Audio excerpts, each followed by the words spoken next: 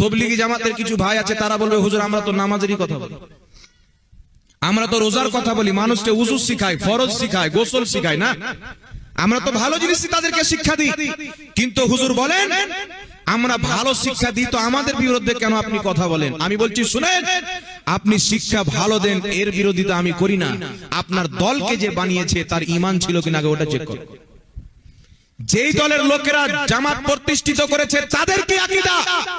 আমার হাতে একটি কিতাব দেখছেন, সিরাতে মুস্তাকিম, লেখকের নাম হচ্ছে ইসমাইল দেহলভী, তবলিগি জামাত এবং দেওবন্দি ভাইদের সবচাইতে বড় ইমাম ইসমাইল দেহলভী। ইনি এই কিতাবের আপনার পৃষ্ঠা নাম্বার 148, কত নাম্বার পৃষ্ঠা? 148 নাম্বার পৃষ্ঠার মধ্যে কি লিখছেন?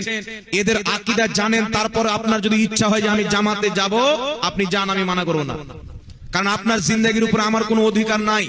তবে আমার উদ্দেশ্য হচ্ছে যারা রাসূল পাকের চুল পরিমাণে বেয়াদবি করেছে তাদের দল থেকে বেঁচে থাকেন, তাদের হাত থেকে নিজের ঈমানকে বাঁচিয়ে রাখেন। আরে আমল শিখতে যাচ্ছেন, আমলে যদি কমজোর হয়ে যান, আমার নবী মুস্তাফা বলছেন ইবনে মাজার সহিহ হাদিস, শাফাআতি লিআহলিল কাবাইর মিন উম্মতি, কিয়ামতের ময়দানে আমার উম্মতের বড় বড় পাপীকে আমি নবী মুস্তাফা শাফাআত করে জান্নাতে নিয়ে যাব। পাপ যদি থাকে, ঈমানটা যদি বেঁচে থাকে, নবী আপনাকে জান্নাতে নিয়ে যাবেন। গুনাহ করেছেন, নবীর শাফাতে জান্নাতে যাবেন। নামাজ পড়ছেন 5 ওয়াক্তের, আর কাদের দলে আছে যারা নবীর অপমান করে, রাসূল পাকের সম্মান করলে বিদআত বলে, নবীর জন্য দাঁড়ানোকে হারাম বলে, নবীর নাম চুমুন দেওয়াকে বিদআত বলে। ওই দলে যখন আপনি চলে যাবেন, আপনার ঈমানটাই থাকবে না, তো আমল নিয়ে কি করবেন? আর একটা কথা মাসলা আগে জেনে নেন আকীদাটা বলার পূর্বে।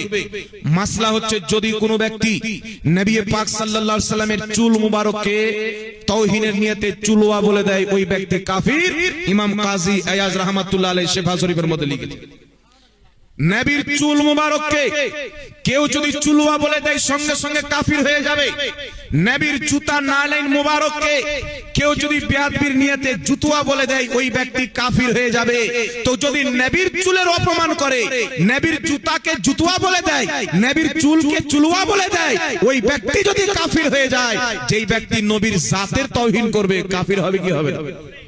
ঈমান থাকবে? মানুষ মনে করছে নবী বড় ভাই, কে বলছেন নবী আমাদের মতন মানুষ ছিল।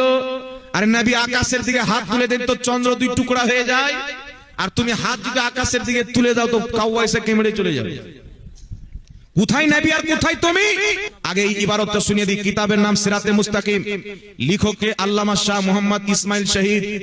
ইনি হচ্ছেন তবলিগি ভাই, দেওবন্দি ভাইদের সবচাইতে বড় বুজুর্গ।